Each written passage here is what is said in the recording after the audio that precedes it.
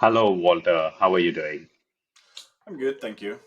All right. Good. It's a Eh, rainy November day here, but other than that, I'm good. yeah, it's not too bad actually in London. It's been gray, but not been raining for quite a few weeks now. So, I can't complain. Generally otherwise it will be very rainy here as well. But at least this year is not the case. Uh, but never mind. It was good to meet you at the AI event and hear you speak. Would be interesting to first know about your background, for our audience sake, that, okay, tell us a little bit about your background and what you're currently doing with your company, Helixiora. Yeah. So my name is Walter Heck. I'm 43 years old. I'm from the Netherlands. I live here with my wife and three children. A very happy life. Professionally speaking, I started my career in the early 2000s, so feeling quite old these days with all of being able to say that I've been in IT for over 20 years is a painful but also a proud thing. Yeah, I started my career as a developer and kind of subsequently went through pretty much every position there is in IT. I did architecture stuff. I was a DBA for a while. I did sysadmin, a lot of different things. And then in 2008, I wanted to do something different, so I started on my own and slowly grew a company. The name was All in Data. Grew it over the next 11 years, and in 2019 we had about 20-ish people, and I sold it to a larger organization, actually based out of the UK, called Helicloud, who's an AWS premier partner. Became CTO there, and then eventually left there and went to go work for a Dutch company. And about a year and a half ago, I decided I wanted to start a new company on my own again. So together with some of my co-founders, we started Helixiora. And in Helixiora, we're trying to. The premise is that around me, I see too many companies that are gathering data and not getting any value out of it, or not gathering data that they could be getting real business value out of. So we said, okay, we want to help companies do better with that. And so Elixir is basically data and AI consulting and engineering. So hands-on help for organizations to do better in the data and AI space. And obviously, Gen AI is a big topic these days. So that's where we end up helping people as well. That's pretty interesting. Through our sister company, Novify, which is also like a product engineering and consulting company, we see clients recently who are wanting to do all this AI stuff, which is currently the boom in the market. Everybody wants to have some sort of AI initiative going on. But what we see in a lot of SMEs in particular, that they don't really have a strategy or a plan to basically do AI properly, right? Sometimes they, like, I literally have been in conversation with clients where they say, yeah, we want to do this AI. And I'm like, yeah, but you don't really have any enabling data to do that. Or you don't even know what you're going to do with this AI. What is the business use case behind that? So my initial conversations with a lot of clients generally is just taking two steps back and say, hey, you know what? Let's just first start focusing on your current business. What are you trying to do? What is the next challenge you're trying to overcome, and whether AI is the right thing for you to do or not. And if AI is the right thing, then what data do you already have in place, and what data do you actually start collecting before you can even make it meaningful? Sometimes I get clients where they say, yeah, we just want to do chat GPT, or all this OpenAI LLM integrations and so on. And I'm like, yeah, but if you're just relying on this open AI or chat GPT LLMs, or anything else similar, then you are just relying on public data sources. So the responses or the capabilities you're going to generate is exactly the same or very similar to your competitors who may also be relying on the same thing. So there is no differentiation there. right? So how are you going to build your USP? How are you going to start differentiating your business by leveraging this kind of technologies, right? So this is a typical like discussions I'm having with a lot of potential clients. But what's your take there? What are you seeing, and what do you suggest companies or the founders do here? Yeah, it's a interesting question. What to do with company internal information, and I think it depends a little bit on the use case. But broadly speaking, I saw the same as yourself. If you look at yourself within your organization, you're probably making use of like 20 different tools that all have critical data about your organization in them. And if you ask a question to ChatGPT or Claude or Perplexity or whichever other organization, they can't actually see the contents of your data, Mm, of your internal data, because these LLMs are trained on public data sets. One of the technologies that's useful to actually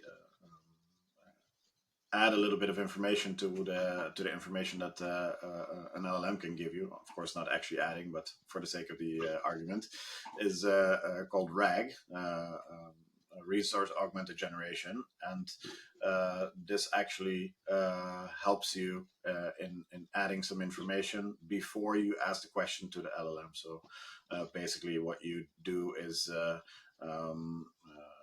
let's say that I don't know, you are an expert on painting a house. If I ask you, can you paint my house? You can't actually say whether you can do it or not, because you don't know what materials my house is made of. Do I have lots of wood, or do I have no wood?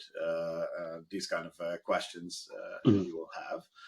So you can only give me a general answer. But if I tell you, can you paint my house? And here's a picture of my house and a bill of the materials that are used in my house, you can give me a much more, and I want these colors, and this is all the stuff that I want, and you can give me a much more better answer. So the answers you can get from an LLM get much better if you add enough context. And RAG is all about adding relevant context to the question that you want to ask to LLM in order to get an answer based on information that isn't embedded in the training data of yeah, the. which I agree, right? I think the specific situation or the context is super important. For you to get any, this is a class of generative AI, right, where they're generating an output. Uh, but if you don't give that input context, it's just going to produce something too generic or produce something which is not really relevant for you. So, right, that's interesting that you talk about this whole context of, because when we started Notchup, around 2020, when this whole tech hiring was in the boom, and we were dealing with a couple of business issues that we were facing in past, like around the whole team building, and we wanted to create a solution for that. Um, and one of the problem statement that we came back was that, okay, how do you really go about building like a high performing engineering teams? And yes, you're trying to build a team, but you're recruiting one person at a time, right? You're not recruiting 10 people in one go. Maybe you are, but still you're hiring or making offers one at a time. And we looked at the solutions, and what we realized, two things we realized. Like, number one, most of the leading platforms, I would call LinkedIn as well here, basically gives you a lot of, I mean, it's all focused on quantity. You post a job, you get plenty of CVs, you waste so much time in filtering and, qualifying them, and you need a full HR function to just keep doing that on a daily basis, right? It's such a waste of time. And during that process, all as a hiring manager, all you are trying to do is basically identify a person, hey, number one, who is technically capable, and B, will fit my existing team and the project, right? And we thought, okay, there should be a better way around that, right? So we looked into this whole, I mean, again, LinkedIn has got a lot of recommendations coming up. And we looked into that and we said, yeah, but all these recommendations are just generic. There's no context to what kind of team you're trying to build, what kind of projects you're trying to do. So that's exactly what we ended up doing, right? We ended up building this whole stuff around it. Okay, let's first understand your existing team. Who are the people on your team? where do you have the gaps? What are you trying to do with your project? And based on that, you basically go about going and hiring the right person, right? That's what we ended up doing. This is interesting because we did that before this whole LLM exploded, generative AI. And right now I can see, like, how, like, we were not thinking LLMs or generative AI at all in our initial days, but now we are proactively looking into it. We actually recently integrated with ChatGPT as well to, around this whole team building concept, capturing more information and giving up with better recommendations on who should be your next hire and so on, right? But just talking more about it, I think one of the key challenges that we faced in doing what we are doing is basically data collection, right? We needed to build a very bespoke data set that is unique to us, is not another Me Too product. But it's difficult, getting that data, getting enough quantity of the data is super difficult. And I think we're still kind of finding it challenging to acquire genuine user data. And that's exactly, I think I hear you say about Helixiora, that, okay, a lot of businesses don't have the right data or enough data to get started with all things. So, what's your take? What's your advice around that? Yeah, so I think the two go hand in hand. There are some businesses where they can start using things like AI, Gen AI, without too much trouble. But there's also quite a lot of businesses that first need to look at, okay, what data do I have? Is this sufficient to start the thing that I want, to deliver the value that I need, or do I need to somehow gather more data? See if I can extract it from my existing systems, et cetera, et cetera. And generally speaking, especially in the data world, it's a very common saying: garbage in, garbage out. Which means if you don't put high quality data into a process, you can't expect high quality data to come out of it.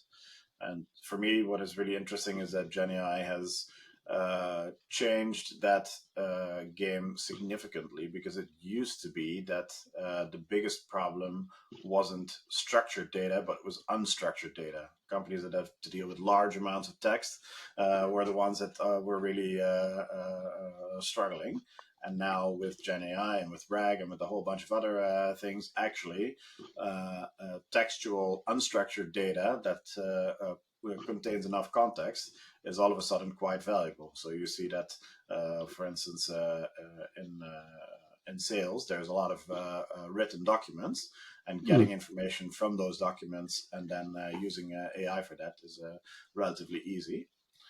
So for me, that part is quite interesting. Where I think that uh, companies need to look at how they use the data they have and what value it can deliver them at what cost, because the sky is the limit. But yeah, that also means that you need to figure out what you actually want to get out of it, and whether that's worth the investment, or whether you want to go in a few more stages before you get to this kind of full mature state. Yeah.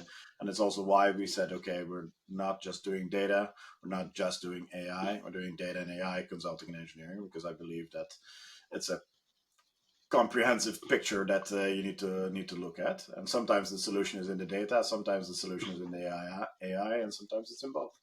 Yeah, cool. Just talking of data, there's a lot of platforms coming out which help you generate synthetic data, right?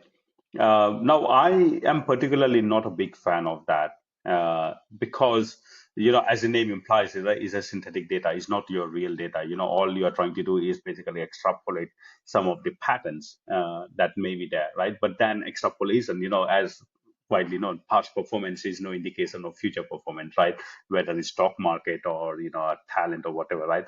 So hence, I'm not too keen in using the synthetic data platforms. Personally, that's my personal opinion, right? But have you come across any use cases or applications where you think those are pretty good or pretty valuable?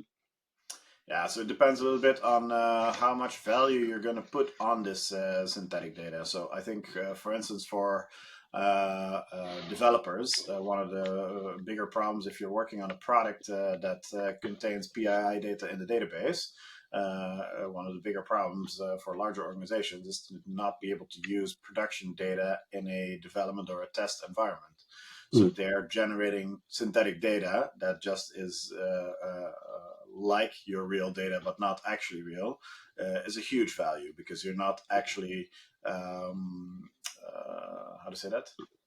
Using that synthetic data as a critical decision-making piece. Is just to make sure that you can test your application with 10,000 users like they are in the real life, without actually taking the 10,000 users from a production environment. So for those things, I think it's fine. For other things, you need to be very careful, because it has a tendency to, if we're looking at the ethics and the bias that is in your data, if you're using data that is trained on a data source to generate new data for a product, you need to be very careful in how you generate that data, to make sure that secretly, invisibly to the naked eye, the generated data is actually as biased as the original data. So there's quite a bit of tricky bits and pieces in there. And yeah, it's a case by case. Yeah, that's an interesting one. This talking of bias, right? I mean, that is also one of the reason why I'm not too keen personally on using this kind of synthetic data, because, like, I saw a couple of platforms where you can generate synthetic user research.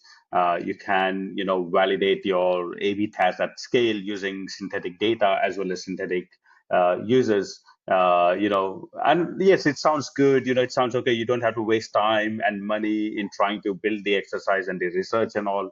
So yeah, from as a product manager, I can see the value of it. Okay, I can get the answers fairly quickly. But the hidden side of me says that, hey, you know what? Yes, I'll get the answers quickly. But is this answer really something that I should actually believe and trust?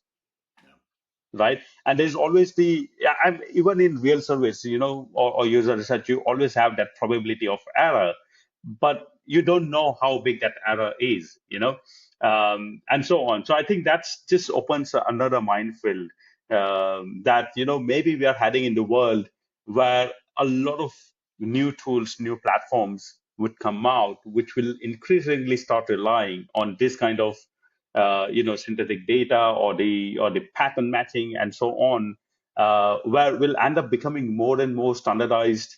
Uh, you know, I don't know how to put it through, but, like, more standardized in everything we do, right?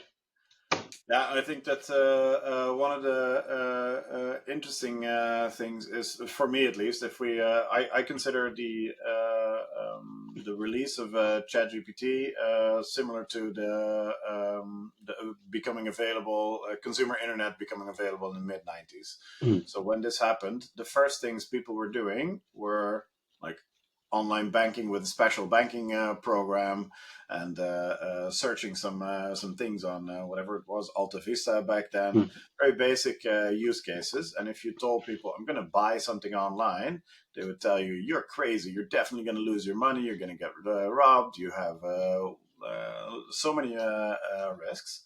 And part of that was immature technology. Part of that was people's mindset having to need an adjustment, because now if you look 25 years later, if you tell someone you're going to a shop, if my mom tells me that she's going to a shop to buy a TV, I will tell her, oh, please don't do that, because they're either going to charge you a price that's not competitive, or they're going to sell you a model that is a year, 2 years, maybe older than that. So that completely flipped on its head over time. And I think with Gen AI, we're seeing the same things, where the release of ChatGPT, which, fun fact, was a kind of an experiment that wasn't actually planned to go this well, yeah. but it created this landfall of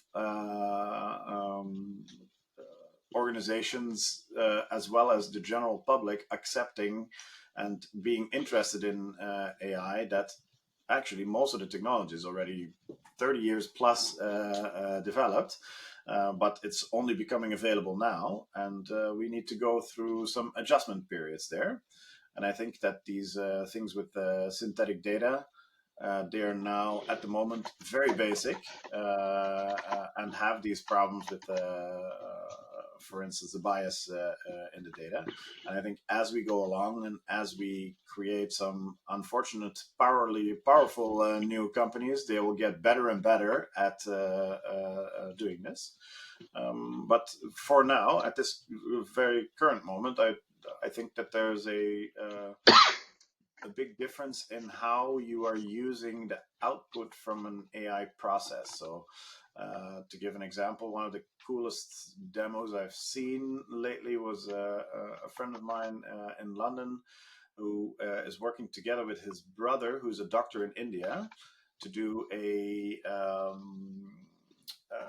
triage over WhatsApp with AI bot. So actually, let's say you have a headache, you can send a WhatsApp message to the doctor's number, and actually it's the AI that asks you, okay, did you, I don't know, fall on your head? Did something happen? Did you drink enough water, etc., etc.? It won't actually go and make any decisions or recommendations for what you should do, but it will process a bunch of the input, ask relevant questions, and it's not perfect. But after that, it sends that initial triage to an actual human doctor, who's then still asked to do the actual diagnosis and recommendations for treatment. And I think at the moment where we are now, it's better to make processes like this than it is to go into, let me send you a message to a WhatsApp number and get a diagnosis plus a recommendation for which type of medication you need to take. So I think that's it's something we will get to as trust builds, as also statistical evidence gets better, but we're not there yet. Yeah, no, I think you're right. I think, in like, effectively what you describe is basically a decision tree or a decision graph, right? That you're navigating, right? And I think for those kind of applications where you are continuously trying to, like, follow a set pattern, NHS 111 is typical example of that, right? You call it and they ask you the same questions no matter what you're calling for. Uh, so I think for those kind of applications, I think yes, this is super powerful because you're wasting human time, right? Rather than with this kind of autonomous bots, you can get it at scale fairly cheaply and fairly accurately, actually, in my opinion. But I want to come to two discussion points with you, which I lately, fairly recently, actually, I heard someone talk about, right? So one, fairly influential CPO at a very high profile AI company based in London, acquired by some American giant, right? I wouldn't call the name, but which one I'm talking about. Um, uh, he mentioned fairly interesting point. He said that the state that we are in currently, with all these big AI coming out, all these LLM models coming out, um, he reckons that actually in the industry, no one is actually making any money. The only company that's making the bulk of this, the actual business value realization and monetization of that is Nvidia, right? Which is basically riding the boom of all this AI. But everyone in between are actually not making any money, right? And he gave quite a few examples, right? So one example he gave was like, okay, let's say OpenAI, right? You're paying whatever $20-30 per month for the paid plan, right? But then you have the Lava available for free, right? And as you have the other two coming out, Perplexity and the Anthropic, right, Claude, the price will start going down, right? And then it will get to a point where largely most of these models would have been trained on open public internet. So there will be very similar outputs that they would generate. Okay, there would be some differences and based on some exclusive deals they would have done, but they will always be very similar. And there will always be companies like Facebook or Google offering it for free, right? So then the cost of AI actually goes down, is a race to the bottom, right?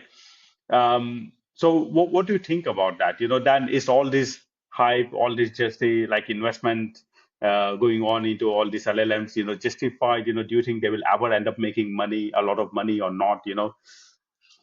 Yeah, that's a good question. I think that too many people are focused on today and tomorrow and next week and next month, where Mm, they should be zooming out and going, not next month, not even next year, maybe the next decade, and maybe the next century. So mm, we're using OpenAI API in our product, and already the price has come down tenfold or more since that OpenAI introduced the first GPT APIs. So mm, that price reduction is already happening because it is a race to the bottom.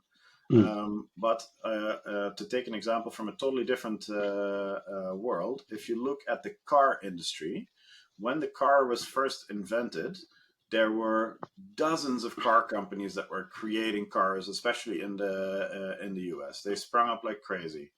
They almost all went bankrupt. The only ones that are still there from that time are, I think, Ford and General Motors, maybe. I'm not sure, but all the other ones died. So what mm, I think will happen over the next decades is that 90% of the companies that are the big deal in town right now will actually cease to exist over the next couple of years. They will run out of funding. They will run out into competitive disadvantages. It's a war for talent. Also, who is developing this? It's a war for data. How much training data can you get your hands on to train the next generation of your models?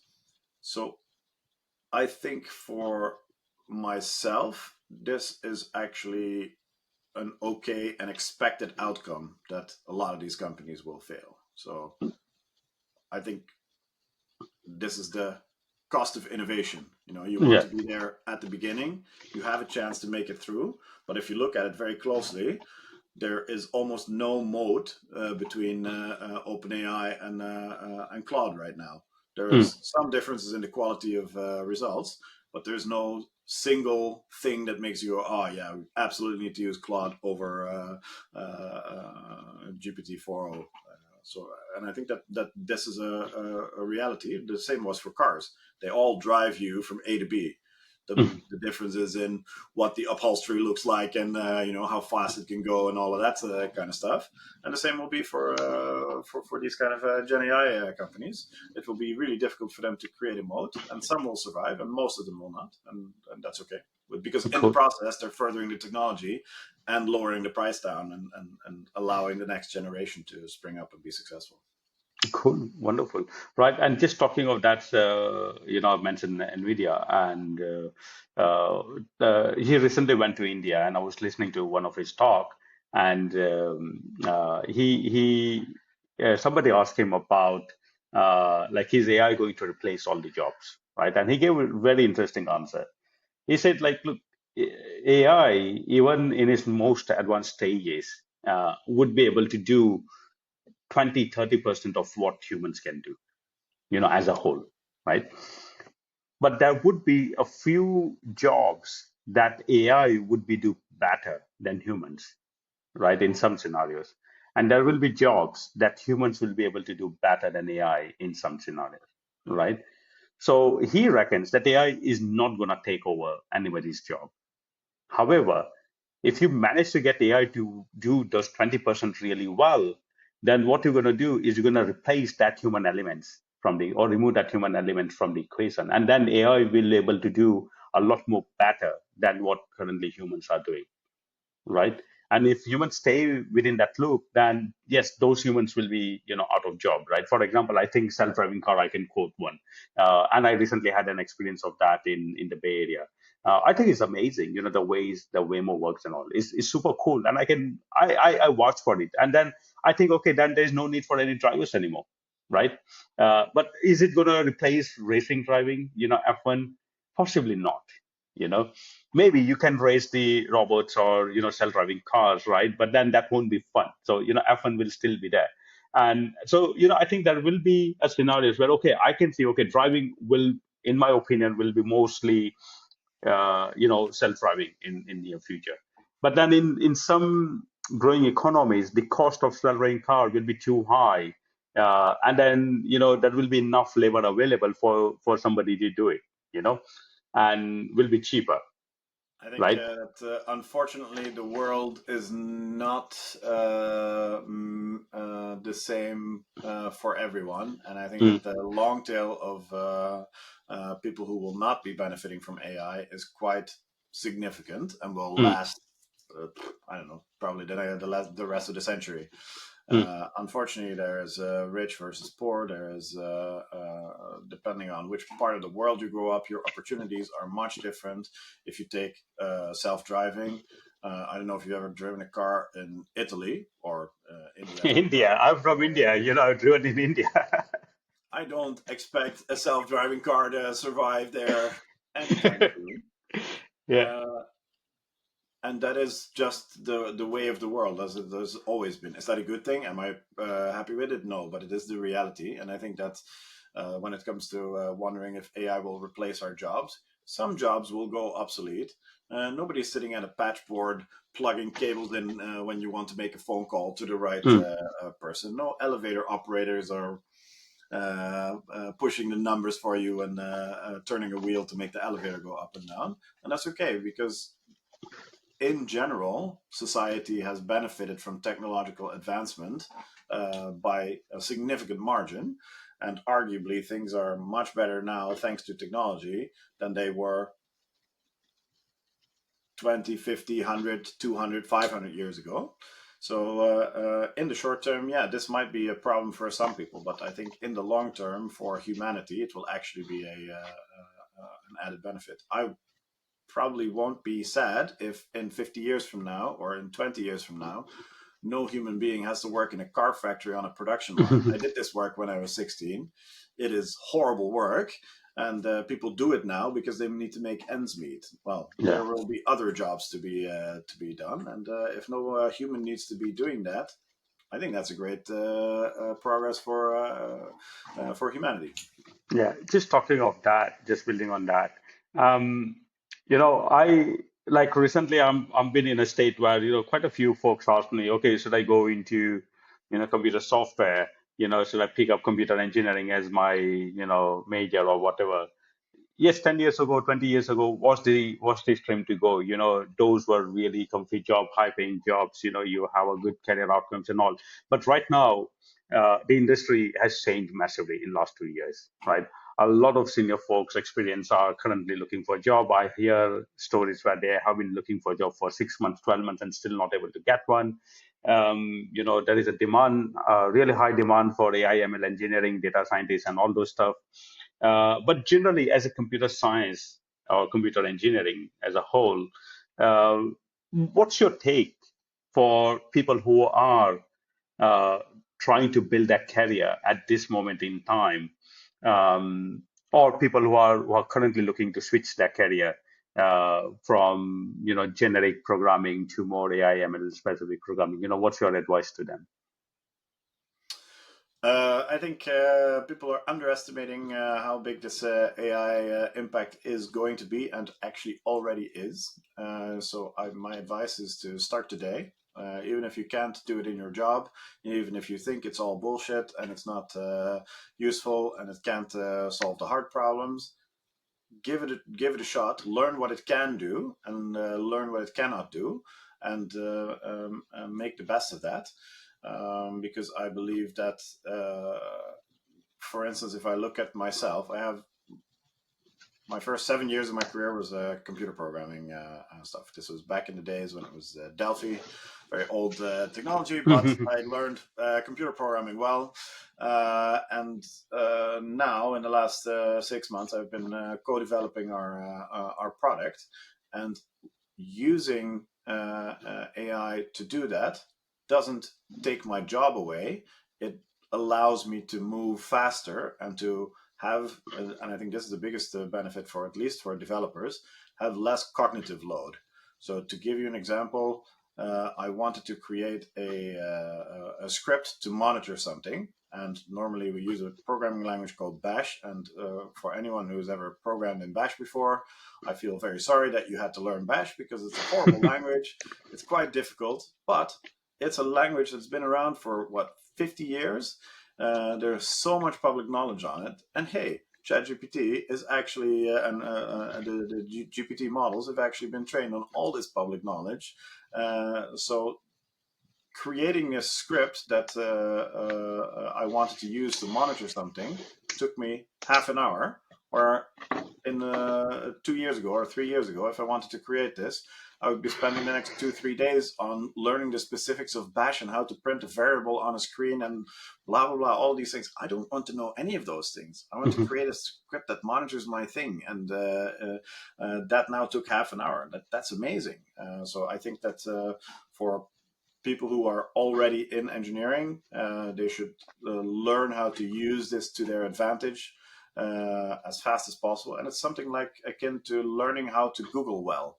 Google can't solve every one of your problems, but people who early on learned how to Google things well and how to formulate their search terms in such a way that they got the right results had a definite advantage over the ones that said, oh, the internet, Google, I have my books here, I learn stuff from there. Naysayers rarely win in technological advancement eras. What are the top tools that you would recommend programmers or engineering folks out there? I am currently very much in love with Cursor as it stands. Cursor is a Visual Studio Code replacement that has one of the things I like to say is don't bring the business process to AI, but bring AI to the business process. And so you can ask, because underneath the Cursor, there's the top tier public models that by default it uses Claude, built by Anthropic. You can go to Anthropic and ask this question to Claude that you have about something that you're working on, and you will get an answer.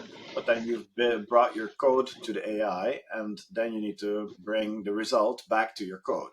What Cursor does very nicely is make it possible in as many ways as possible to use AI in the middle of your development workflow, and it's incredibly powerful. It just simply allows you to go faster, to not worry about what the exact syntax of something needs to be. If you rename a variable, it automatically realizes that you probably want to rename it everywhere you use it, including the places where you are calling a function.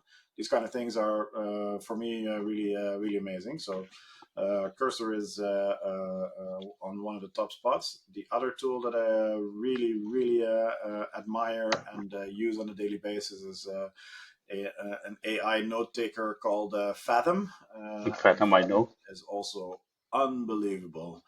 I don't know about you, but when I used to sit in meetings, I was trying to juggle between paying attention and writing down notes so that I know what to do in the next meeting. And usually those notes would be garbage. They would be only understandable for me, contain 10% of the stuff that I actually wanted to or should have written down.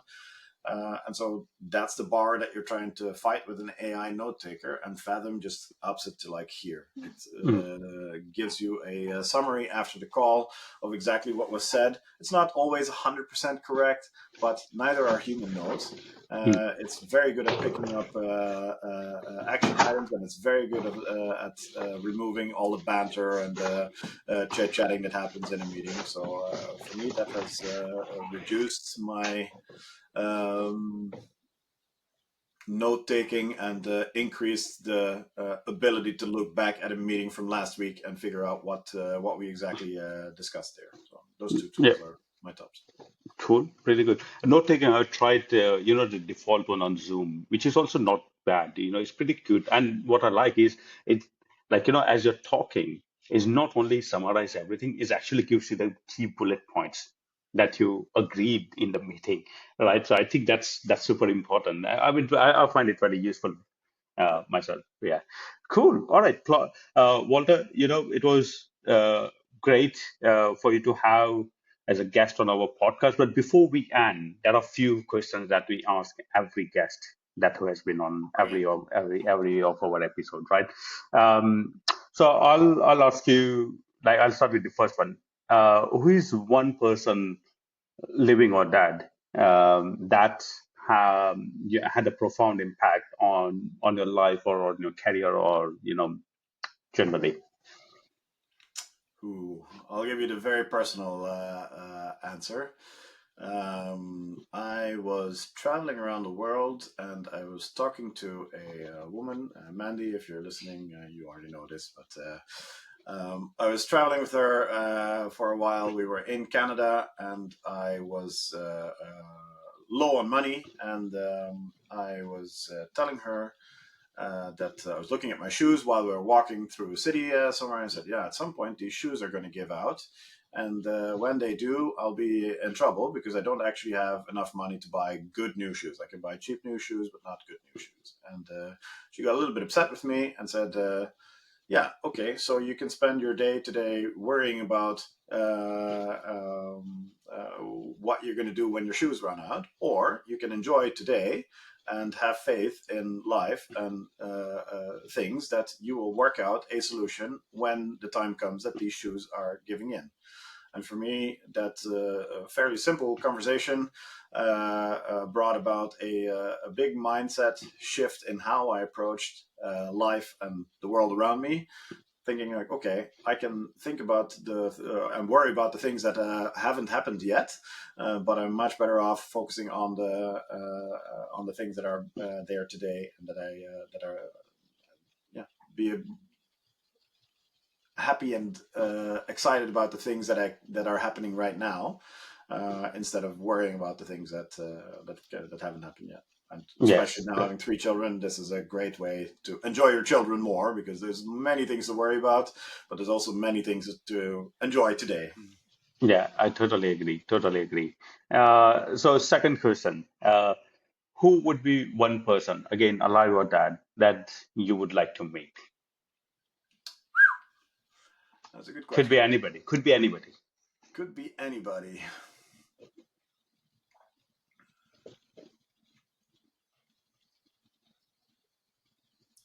Controversial answer, probably, but I try very hard in my life to understand everybody's mindset and what they are thinking and how they are feeling and what drives them to do the things that they are doing. So if I could meet anyone for just a conversation, it'd probably be some of the biggest bad people that have lived in the world in history, Mm, simply to try and understand what their psychology is to drive them to the things that they are doing. And people like Napoleon or Hitler, while awful people, um, I would be very interested to try and understand, how do you get to this place? yeah. So interestingly, I actually listened to a talk around the same topic actually, and just I won't go through everything, but like just a summary of that. Even people who are doing bad in their head, they're thinking they're doing the right thing. Yeah, They're doing it for the greater good. That's what they think, right? So yeah, I mean that's an interesting one. And like in I would say majority of the people, right or wrong, in their head they always think whatever they're doing is right, either for themselves or to their loved ones, yeah, or to the greater good, right? But it's interesting, I always say, whenever I get in this kind of discussion or debate, I always say there's no right or wrong.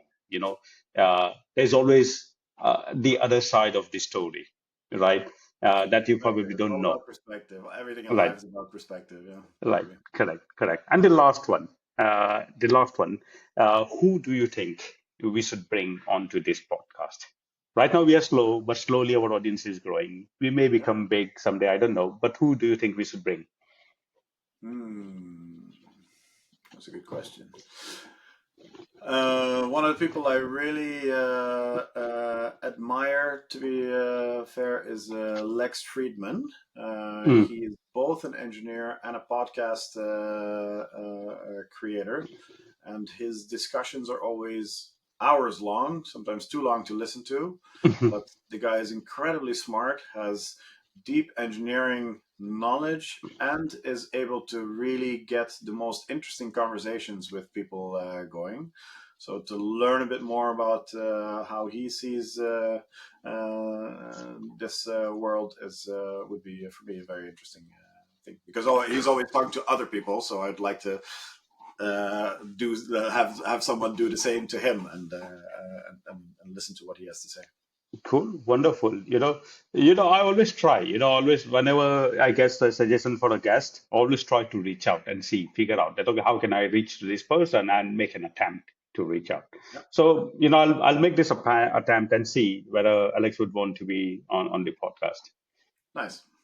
Cool, cool. All right, then. Thanks a lot, Walter. I wish all the best with Helixiora, your current company, Yeah. and hopefully, it will scale new heights with your previous company, and will have all the success. Awesome. All right, Thanks, Mike. cool. Thank you. Bye. Yeah.